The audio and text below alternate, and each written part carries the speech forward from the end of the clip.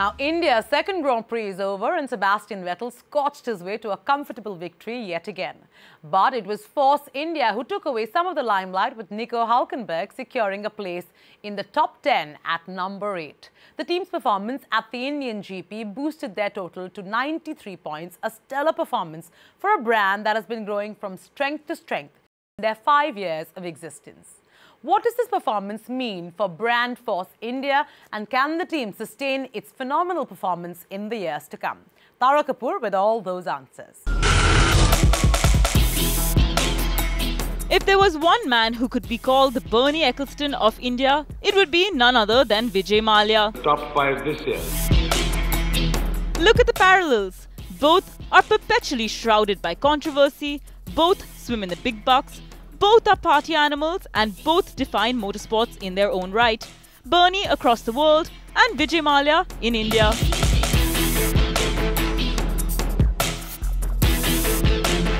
And while Vijay Mallya's other businesses may be crashing and burning, his Formula One team, Sahara Force India, seems to be racing to success. Now they are consistently qualifying in the top echelon of the grid, and they are consistently finishing in the points.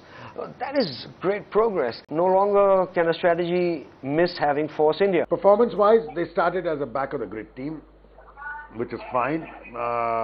Resources have been put in the right direction, so which means the pace is there. The cars are strong. It needs probably an infusion of maybe another 30 or 40 million to take it to the next stage, which means to put it in constant battle with the Red Bull, McLaren or the Ferraris. The journey for Sahara Force India started when a consortium led by Vijay Mallya bought the Spiker team for approximately 90 million euros in October 2007. A team that struggled financially through its initial years and changed shape from Jordan to Midland to Spiker, finally found some semblance of stability in its present-day avatar. And the difference this time around is the introduction of a much more cost-effective method of running the team's technology. The team has made some major improvements to their car through a partnership with McLaren, instead of solely bearing the financial brunt.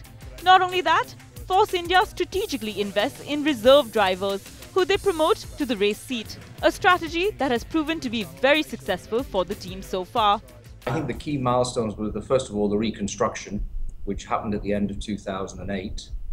And then from there, we needed a year to understand where the chassis really was in 2009.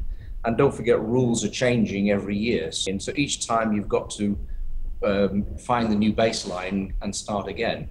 Each time we've baselined, we've come back out again as a very consistent, what I would call best of the rest. So if we take the top 4 or 5 works teams out, I think Force India consistently has been the best performing team. I became here in 2010 as the test and reserve driver, and gradually built my way up to a race seat, which I undertook in 2011 and continued on to 2012, and it's been successful, and the team has grown to become a very strong midfield contender. I joined Sahara Force India at the beginning of 2011 as a reserve and test driver. Was promoted to the proper race driver in 2012, and enjoyed a year with the team this year very much. Expectations are that once the brand lands a spot among the top 5 teams in the Constructors' title, there will be several global brands that will invest in the team.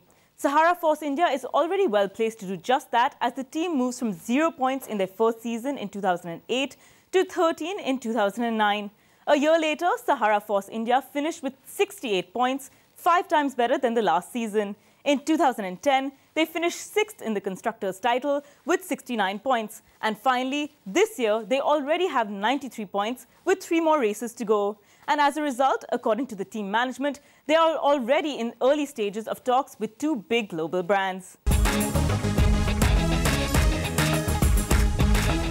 The initial advertisers were mostly brands from Mallya's business consortium like Kingfisher Airlines and United Breweries. But now, brands like AVG, Reebok and Pirelli Tires are on board as sponsors, along with a slew of small global brands who have their eyes set on India. The challenge for the team now is to get more Indian sponsors on board who want to utilize F1's global popularity and use the brand as a vehicle to make headwinds in other world markets. Once you've reached a level where they reach today, it's now where the sponsors start coming in. When the sponsors start coming in, you need two big sponsors and you're already laughing your way to the bank, or at least you're erasing your debts. India is a country with vast wealth and lots of big companies, and yet the whole thing is sponsored by just the companies from these two guys. Now, why is that? Why is Tata Industries not on that car? Why is it supporting another team, two other teams? One has to ask these questions, and I think that's the fundamental question about it: is its purpose what it pretends to be? And I don't think it is. We're running probably on less than 50% of the budget of the top teams. Both Vijay and Saharashri are looking very strongly now at how they can help with that and how they can increase the performance of the team through investment in infrastructure. I think, our vision will be the same as what Dr. Mallya's visions are, that he wants to be a podium contender on a regular basis, and that's where we need to go. That's the next step for us. However, there are two big setbacks for Team Force India.